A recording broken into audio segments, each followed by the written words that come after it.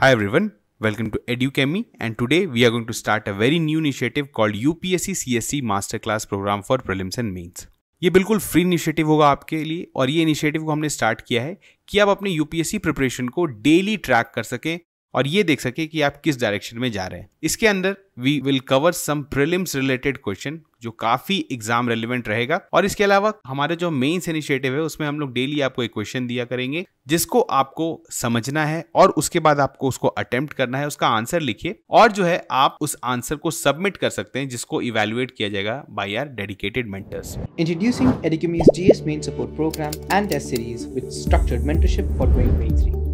This program is a valuable resource for students preparing for the mains examination this year and those planning to appear the next year. Here's what you can expect. 7 subject-wise PYQ sessions, 18 full-length tests including 2 essay tests, model answers for all test papers, post-test discussions, 8 practice tests with model answers and mentor evaluation, and structured mentorship. Get ready to excel in your mains. With this support program and test series, you can enhance your knowledge and pave the way towards fulfilling your dreams. Don't miss out on this opportunity. Register now and seize the chance to become an expert in your mains preparation. Take charge of your aspirations and make them a reality. What are the primary causes and consequences of the rising sea levels and what measures can be taken to mitigate the impacts on coastal communities and ecosystems? Now you have to answer this within 150 words. So this is a 10 marker question and we have already discussed that the maximum time that you can dedicate in a 10 marker question is 7 minutes. So now you pause the question, whatever information that you have. Now if you'll see from which part of the syllabus the question has been asked, you will see a topic in GS1 that is important geophysical phenomena such as earthquake, tsunami, volcanic activity, and sea level rise is somewhat related to that only. You have read about this even in the global warming in the GS3 also. So यहाँ पे मैं clear करना चाहूँगा कि इस तरह के questions खास करके जो global warming green house gas effect से रिलेटेड होते हैं वो आपको ज्योग्राफी में भी देखने को मिल सकते हैं और आपको GS3 में जो आपके इन्वायरमेंट है वहां पर भी देखने को मिल सकते हैं। तो आपको डिपेंड करता है कि किस पेपर में आपसे कहाँ क्वेश्चन पूछा गया है, उसी के अनुसार आपको अपने आंसर्स को मॉडिफाई करना है। तो यहाँ पर हमने देख लिया कि क्वेश्चन बहुत स्ट्रेट फॉरवर्ड है, 150 वर्ड्स का क्वेश्चन है। वीडियो को पॉज कर सकते हैं और कोशिश करिए कि लिमिटेड टाइम पीरियड में इस क्वेश्चन को अटेम्प्ट करिए विद इन 7 मिनट्स, ठीक है। और कोशिश करिए कि 6 मिनट्स में ही कंप्लीट कर लें क्योंकि एग्जाम में आपके पास जितना कम टाइम में आप किसी भी क्वेश्चन को कंप्लीट करते हैं उतना ज्यादा टाइम बचता है। अगर किसी डिफिकल्ट क्वेश्चन में आपको पता है टाइम लगेगा तो वहां आप वो टाइम यूटिलाइज कर सकते हैं। जैसे अब राइजिंग सी लेवल्स, इसके बारे में ऑलरेडी आप बहुत सारा चीज जानते हैं, तो कोशिश करिए कि इस क्वेश्चन को जल्दी से कंप्लीट कर ले। चलिए तो हम लोग स्टार्ट करते हैं। The first thing is introduction. Introduction कैसे कर सकते हैं आप? देखिए सी लेवल राइज है। Now this is a very recent phenomena और आप बोल सकते हैं कि इसको मॉनिटर किया जा रहा है on a daily basis, on a real time basis. तो आप किसी भी ऑर्गेनाइजेशन जो कि सी लेवल राइज को स्टडी करती है, उससे रिलेटेड रिपोर्ट्स निकालती है, आप उसके डेटा को कोट कर सकते हैं। नाउ यहाँ पर एक चीज़ और मैं बोलना चाहूँगा कि even if you don't know the exact data of report, अगर आपको नहीं पता है कि एग्जैक्ट डेटा क्या है पर यू हैव रेड समवेयर और आपको अंदाज से पता है कि इतना ज़्यादा जो है स्टैट्स हो सकता है मे बी, तो आप उस स्टैट को कोट कर सकते हैं। थोड़ा सा आपको यहाँ पर ऑब्वियसली थोड़ा सा लीप ऑफ फेथ लेके काम करना पड़ेगा। आप ऑर्गेनाइजेशन को कोट करिए, आप रिपोर्ट को कोट करिए और उस रिपोर्ट का जो फाइंडिंग्स है उसको आप अगर एग्जैक्ट नहीं लिख पा रहे हैं तो भी अगर आप अप्रॉक्सीमेटली अगर वहाँ पे स्टैट्स यूज़ कर रहे हैं तो ऐसा नहीं है कि एग्जामिनर बहुत ज़्यादा क्रॉस एग्जामिन करेंगे उसको और जाके एकदम डिटेल में जाके देखेंगे, क्योंकि आपको चीज़ों को समझाना है तो आपको यहाँ पर बताना भी पड़ेगा कौन सी ऑर्गेनाइजेशन जो है वो सी लेवल राइज को मॉनिटर करती है। तो आप जैसे यहाँ पे वर्ल्ड मीटियोलॉजिकल ऑर्गेनाइजेशन WMO को कर सकते हैं कोट। यहाँ पर इनका एक रिपोर्ट आया था recently, global sea level rise and implications, इसको भी आप कोट कर सकते हैं। तो इसी कारण मैं बोलता हूँ कि करंट अफेयर्स जब भी आप देखें रिगार्डिंग एनी टॉपिक तो आप अपना मेंस का जहाँ पे नोट बना रहे हैं वहाँ पे एक साइड में थोड़ा सा लिख दीजिए कि WMO के द्वारा ये रिपोर्ट निकाला गया है and you will quote while answering a question based on this topic. तो इसी कारण इंट्रोडक्शन में this is the value added introduction. इसके अलावा आप सिंपली भी इंट्रोड्यूस कर सकते हैं कि since the early 20th century the sea level rise has risen by approximately 8 inches 20 centimeters with the rate of rise accelerating in the recent decades. ठीक है, बहुत अच्छा कुछ है। सी लेवल राइज को आपने बता दिया कि कैसे सी लेवल का जो है वो हाइट बढ़ता जा रहा है एक तरह से, ठीक है, और वो जो है उसके वजह से बहुत सारा इश्यूज हो रहा है जिसको हम लोग आगे देखेंगे। तो अभी हम लोग ने जस्ट इंट्रोड्यूस किया और इंट्रोडक्शन के बारे में मैंने वैसे ही बोला है कि 25 to 30 words is the max words that you may say use while introducing posting any question beyond. अगर आप 150 वर्ड्स में यूज कर रहे हैं तो डेफिनेटली आपको आप वर्ड लिमिट एक्सीड कर जाएंगे लेटर ऑन। तो इसी कारण कोशिश करिए कि इंट्रोडक्शन को काफी क्रिस्प रखें और वैल्यू एडेड रखें। अगर किसी रिपोर्ट को कोट कर सकते हैं, किसी ऑर्गेनाइजेशन को कोट कर सकते हैं, तो ये बहुत अच्छा एक इमेज आपका बनाता है। ठीक है, moving on to the next part. सबसे पहले हम लोग देखते हैं कि what are the primary causes of the rising sea levels. I have repeatedly told you कि when you are answering a 10 marker question, तो यहाँ पर क्या होता है कि we don't use very long sentences, ठीक है, क्योंकि word limit है, बहुत कम है। तो इस केस में क्या होता है कि when you are not using very long definitions, very long words, या और बोल सकते हैं बहुत लंबा लंबा लाइन आप नहीं लिख रहे हैं, तो उस केस में you can use diagrams also। अब जैसे आप यहाँ पर causes of rising sea levels है, तो आप you can write these in within bullet points। अब bullet points में लिखने का एक नुकसान क्या होता है कि वो छोटा सा पॉइंट दिखेगा आपको और एग्जामिनर को लगेगा कि आपने पॉइंट को एक्सप्लेन नहीं किया है। अगर आपने उसी पॉइंट को एक डायग्राम में कन्वर्ट कर दिया तो डायग्राम एक तो आपका स्पेस अच्छा खासा लेता है और दूसरी तरह से ये दिखाता है एग्जामिनर को कि आपने कुछ इनोवेटिव तरीका यूज किया है किसी चीज़ को समझाने के लिए। ठीक है, तो हमेशा इसको आपको एडेड एडवांटेज दिखाता है और ये आप तभी कर पाएंगे जब आपने बहुत सारा आंसर्स लिख रखा है। ठीक है, ऐसा नहीं है कि डे 1 को ही आपने डायग्राम बना दिया।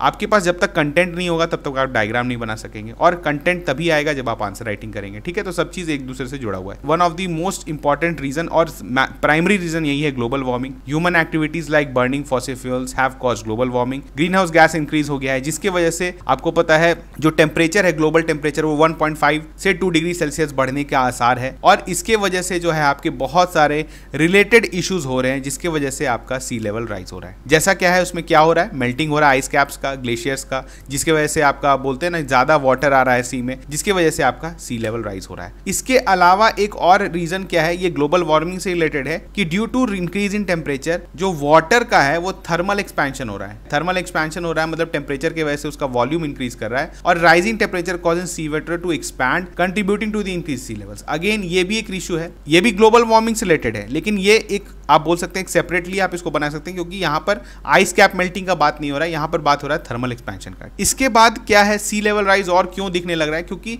लैंड सबसिडेंस भी बहुत हो रहा है। देखिए over extraction of ground water हुआ है जिसकी वजह से क्या हुआ है कि लैंड्स भी सबसाइड किए compare to the sea level. तो इसकी वजह से क्या हो रहा है, सीज का थोड़ा लेवल बढ़ रहा है और खास करके आप आइलैंड नेशंस को देखेंगे, मालदीव्स में या और भी बहुत सारे ऐसे नेशंस हैं जहां पर बहुत ज्यादा एरिया जो है वो सी के अंदर जा चुका है परमानेंटली। तो इस तरह से आप देख रहे हैं कि ये सब जो है रीजंस है, बोल सकते हैं मैक्सिमम कॉजेज हैं for the rising sea levels. एक डेटा है, बहुत अच्छा डेटा, आप इसको कहीं नोट कर सकते हैं कि thermal expansion contributed to 50% of the sea level rise in 1971 to 2018। ये भी रिपोर्ट के अंदर ही पाया गया है कि 1971 से लेकर 2018 तक 50% जो सी लेवल राइज हुआ है वो हुआ है due to thermal expansion and not by ice cap melting. ठीक है, तो यहाँ पर देखिए कि कौन सा प्राइमरी रीजन है, थर्मल एक्सपेंशन बहुत बड़ा रीजन है, जबकि ice loss from glaciers contributed 22% और ice sheet loss 20% and changes in land water storage जो है वो 8%। तो ये सब रीजंस है। अगेन इसको कहीं आप नोट कर लीजिए, इसको आप डायग्राम में कन्वर्ट करके एक बहुत अच्छा डायग्राम बना सकते हैं। चलिए moving on to the second part of the requirement of the question, that is consequences. क्या है कॉन्सिक्वेंस, आप लिख सकते हैं कोस्टल इरोजन हो रहा है, सी लेवल राइज हो रहा है तो ये इंटेंसिफाई कर रहा है coastal erosion, posing risk to settlement and ecosystem. For instance the coast line, आप एग्जांपल कोट कर सकते हैं, coast line of Bangladesh and Maldives are highly vulnerable to erosion and inundation affecting millions of people and their livelihood. सबसे बड़ा problem तो ये होता है कि जो कोस्टल कम्युनिटी होता है उनको शिफ्ट करना पड़ता है और उनको बहुत सारे चीज़ों से अडेप्ट करना पड़ता है। तो ये आप बोल सकते हैं कि कोस्टल इरोजन जो हो रहा है, और ये इवन आप देख सकते हैं कि इंडिया में हर जगह देखने को मिल रहा है। इवन मुंबई के केसेस में भी सी लेवल राइज का बहुत सारा प्रॉब्लम्स अब देखने को मिल रहा है, तो आप इसको भी कोट कर सकते हैं। सॉल्ट वाटर इंट्रूजन जो है वो सबसे प्राइमरी कॉज है ऑफ, आप बोल सकते हैं, जो कम्युनिटीज़ को अफेक्ट करता है। सॉल्ट वाटर इंट्रूजन क्या होता है, आपको पता है हमारा जो ग्राउंड वाटर होता है वो that is primary source of drinking water. तो वंस अगर आपका सॉल्ट वाटर इंट्रूड कर जाता है आपके लैंड वाटर टेबल्स में, तो फिर आपका वाटर जो है वो वहाँ पे सॉल्ट कंटेंट बढ़ जाता है और फिर आपको प्लांट्स बैठाने पड़ेंगे to clean water, to make it drinkable. तो ये सब प्रॉब्लम्स होने लगता है और ये एक तरह से कॉस्ट इंक्रीज कर देता है किसी भी कंट्री का। आप एग्जांपल कोट कर सकते हैं साउथ फ्लोरिडा का, where sea water intrusions threatens the regions drinking water supply. वहाँ पर इतना प्रॉब्लम हो गया है कि नॉर्मल वाटर सप्लाई को जो है पूरी तरह से हिंडर कर दिया है, और इसको अगर आपको यूज़ करना है तो फिर आपको सॉल्ट वाटर ट्रीटमेंट प्लांट्स, जो कि एक टाइम पे इजराइल करता है, बहुत सारा कंट्रीज अब कर रहे हैं, हैं, इवन गल्फ कंट्रीज भी यूज कर रही हैं, तो वो सब आपको करना पड़ेगा, लेकिन इट विल कॉस्ट यू, यहाँ पे बहुत ज्यादा कॉस्ट आपका इंक्रीज हो जाएगा सिंपल आपको पानी पीने के लिए। इसके बाद हैबिटेट लॉस हुआ ही है, मरीन इकोसिस्टम्स अफेक्ट हो रहे हैं। मैंग्रोव्स और कोरल रीफ्स, देखिए बहुत इंपॉर्टेंट है दोनों। कोरल रीफ्स को जो कंडीशंस चाहिए वो यहाँ पर जो है आपको उसमें भी चेंजेस आ रहा है ड्यू टू, आप बोल सकते हैं टेम्परेचर राइज हो गया है, जैसे टेम्परेचर राइज हो रहा है, थर्मल एक्सपेंशन हो रहा है, तो इसके वजह से कोरल रीफ्स भी आप देख रहे हैं सबसे ज्यादा मेजर एग्जांपल है जिसको आप हर जगह कोट कर सकते हैं, that is great barrier reef in Australia. इसके बाद मैंग्रोव्स, मैंग्रोव्स में क्या होता है कि मैंग्रोव्स का जो कंडीशंस होता है वहां पर भी आपको ब्रैकिश वाटर चाहिए, ठीक है, ब्रैकिश वाटर होना चाहिए, मतलब mixture of fresh water and salt water. लेकिन अब सॉल्ट वाटर क्योंकि इंक्रीज कर रहा है तो मैंग्रोव्स का जो प्लांट है जिनको हैलोफाइट्स होते हैं बेसिकली, उनको भी अडेप्ट करने में काफी मुश्किल आ रहा है, तो उसके वजह से उनके पॉपुलेशन में भी इवन सुंदरबन में या फिर जो भी बाकी मैंग्रोव्स हैं वहां पर देखने को मिला गया। तो ये सब प्रॉब्लम्स हो रहे हैं और ये दिन ब दिन इंक्रीज हो रहे हैं, तो आप इसको यहाँ पे लिख सकते हैं। पॉपुलेशन डिस्प्लेसमेंट हमने देखा, all these leads to population displacement और वल्नरेबल कोस्टल कम्युनिटीज। होता क्या है, देखिए बहुत सारे जो आप जिस भी रीजन में रहते हैं ओवर द टाइम आपका जो ऑक्यूपेशन होता है, आपका जो एम्प्लॉयमेंट होता है वो आपके रीजन पे डिपेंड होता है। Now vast of the coastal communities are engaged in certain coastal activities, ठीक है, जैसे फिशिंग हुआ इस तरह से लेके, तो वंस अगर आपका सी लेवल राइज होता है तो इनको भी रिलोकेट करना पड़ता है किसी दूसरे जगह पे, और उन केस में ये अपना लाइवलीहुड खो देते हैं और अगेन इनके लिए एक नया प्रॉब्लम जो है वो हो जाता है। और आप देख रहे हैं कि इसको आप कैटेगराइज कर सकते हैं, दिस इज कॉल्ड इसकी वजह से रेफ्यूजीज भी बढ़ेंगे, आपको पलायन करना पड़ेगा, किसी दूसरे कंट्री भी जाना पड़ सकता है, तो this is called climate change refugees. तो हमने देख लिया कॉन्सिक्वेंसेस। अब बात कर लेते हैं हम लोग नेक्स्ट की मिटिगेशन मेजर्स क्या होने चाहिए। आपने देखिए this is a 150 word question, तो आपने दो चीजों को तो एड्रेस कर दिया, ठीक है। यहाँ पर जैसे आपका रिक्वायरमेंट क्या था कि आपने बता दिया कॉजेज और कंसिक्वेंसेस क्या। अब मेजर्स कैसे होने चाहिए to mitigate the impact on coastal communities, तो हम लोग देखते हैं यहाँ पर। अब यहाँ पर आपको क्या रिड्यूस करना है, देखिए सबसे प्राइमरी रीजन जो है, कोर रीजन है सी लेवल राइज का, वो क्या है, टेम्परेचर बढ़ना। और टेम्परेचर क्यों बढ़ रहा है, ग्रीन हाउस गैस के इंक्रीज से। तो अगर गवर्नमेंट जो है आपका जो UNFCCC के जो आपके जो पैरामीटर्स हैं, जो क्लाइमेट एग्रीमेंट के जो पैरामीटर्स हैं, अगर उसको सारी कंट्री मिलकर फॉलो करती हैं तभी जाके हमारा ग्रीन हाउस गैस एमिशन रुकेगा और ग्लोबल टेम्परेचर्स को हम लोग लिमिट में ला पाएंगे। तो ये तो सबसे कोर चीज हो गया जिसको हमें करना ही चाहिए। कहीं पर भी क्लाइमेट चेंज को तो हमेशा लिख सकते हैं क्योंकि this is the core reason for, और यू में से दी कोर, कोई भी प्रॉब्लम जो हो रहा है, जो डिजास्टर्स आ रहे हैं, उसका मैक्सिमम रीजन जो है वो आपका ग्लोबल वार्मिंग है, तो इसको आप हर जगह कोट कर सकते हैं। इसके बाद कोस्टल डिफेंस को हम लोग को इंप्रूव करना है। कोस्टल डिफेंस का मतलब क्या हुआ, जो राइजिंग सी लेवल्स का जो होता है उसके वजह से आपको पता है बहुत ज्यादा पानी जो है वो अंदर आ जाता है, तो इस समय में आप कंस्ट्रक्ट कर सकते हैं sea walls, levees, safeguards coastal areas from flooding and erosion. जैसे एक एग्जांपल कोट कर सकते हैं हम, जकार्ता में एक बहुत बड़ा प्रोजेक्ट चल रहा है अराउंड $40 बिलियन का, जो कि एम कर रहा है to protect the city with 80 foot high sea wall. समझ रहे हैं आप कितना बड़ा है। और इसमें जो है आपका सी लेवल राइज से मोस्ट अफेक्टेड होने वाला जो कंट्री है उसमें टॉप लेवल पे इंडोनेशिया भी आता है, ठीक है। तो इंडोनेशिया ने काफी एम्बिशियस प्रोजेक्ट लिया है इसको, ताकि वो अपने कोस्टल कम्युनिटीज को बचा पाए। इसके बाद एलिवेट कर सकते हैं आप स्ट्रक्चर को, जो बिल्डिंग्स बने हुए हैं, इंफ्रास्ट्रक्चर जो बने हुए हैं कोस्टल रीजन्स में, उसको आप थोड़ा आप बोल सकते हैं हाई लेवल पे बनाएं, या हायर आप बोल सकते हैं थोड़ा दूर बनाएं, ताकि उसमें जो है इस तरह के जो सी लेवल राइज की वजह से जो इफेक्ट्स होता है उसको वो बचा सकें। इसके बाद ऑब्वियसली आपको कम्युनिटीज को रिलोकेट करना पड़ेगा, और ये गवर्नमेंट को ही करना पड़ेगा, और इस तरह से करना पड़ेगा कि उनका लाइवलीहुड्स भी अफेक्ट नहीं हो। इकोसिस्टम अडेप्टेशन का बात हुआ कि जैसे यहाँ पर होता है कि आपको हमने देखा कि जो मैंग्रोव्स अफेक्टेड हो रहे हैं, या फिर जो बाकी जो इकोसिस्टम्स जो वहाँ पर जो ऑर्गेनिज्म रह रहे हैं, स्पेसीज रह रहे हैं, वो इफेक्ट हो रहे हैं, उस पर भी कम इफेक्ट पड़े, इसके लिए आपको कुछ मिटिगेटिंग, उसको मतलब उसके इम्पैक्ट्स को मिटिगेट करने के लिए कुछ प्रोसेसेस करना पड़ेगा। अब यहाँ पर आपको कुछ आप अगर आप एग्जांपल कोट कर दें तो बहुत अच्छा है। आप सर्च कर लीजिए कि कोस्टल कम्युनिटीज पे, या फिर आप बोल सकते हैं कोस्टल इकोसिस्टम पे आप पे जो सी लेवल राइज हो रहा है उससे कैसे आप उसके इंपैक्ट को रिड्यूस कर सकते हैं। आप कुछ अगर जैसे इनिशिएटिव्स चल रहा है, ग्लोबल इनिशिएटिव्स बहुत सारे चलते हैं, तो आप उसको कोट कर सकते हैं। तो आपको लगेगा कि आपने सारी चीजों को यहाँ पर कवर कर लिया, क्योंकि यहाँ पर आपसे मेनली पूछा गया था कि कोस्टल कम्युनिटीज को हम लोग कैसे बचा सकते हैं, ठीक है, और उनका उस पर जो इंपैक्ट्स पड़ रहा है उसको हम लोग कैसे मिटिगेट कर सकते हैं। तो हमेशा आपको इस चीज को ध्यान रखते हुए इस आंसर लिखना है। Now we have already addressed all the parts of the question. Last is conclusion. Conclusion आप लिख दीजिए कि in the face of escalating sea level rise, a united global effort can safeguard coastal communities, protect invaluable ecosystems and secure a sustainable future for generations to come. बहुत ही straightforward crisp conclusion है, यहाँ पर आपको ज़्यादा time भी नहीं लगेगा, और मैं आपको ऑलरेडी बोलता हूँ कि कुछ चीज़ों को अगर आप पहले से रेडी करके जाएंगे तो बहुत आसान होगा आपके लिए।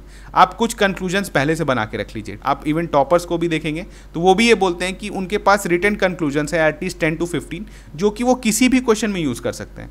Now if a question has come regarding environment और ज्योग्राफी, तो आप उससे रिलेटेड कुछ एक अच्छा सा कंक्लूजन पहले से रेडी रखिए। अब उसमें सिर्फ आपको कुछ ट्वीक करना पड़ेगा थोड़ा सा based on the demand of the question, और आपका एक अच्छा कंक्लूजन बन गया। तो क्योंकि इस तरह से आप रेडी होके रहेंगे तभी जाके you can answer such question in 6 minutes. Time limit बहुत इंपॉर्टेंट है। मेंस एक दूसरे तरह का वॉर है जिसको आपको जीतने के लिए आपको बहुत सारी तैयारी पहले से चाहिए। जरूरी नहीं है कि आपके पास बहुत इंफॉर्मेशन हो तभी आप एक अच्छा आंसर लिख सकते हैं। If you are organised, if you have planned well, आप बहुतों से बहुत अच्छा आंसर लिख सकते हैं। तो इसी कारण जब भी आप मेंस दें तो इन सब चीजों पर ध्यान रखें। तो चलिए मिलते हैं नेक्स्ट लेक्चर में, तब तक थैंक यू।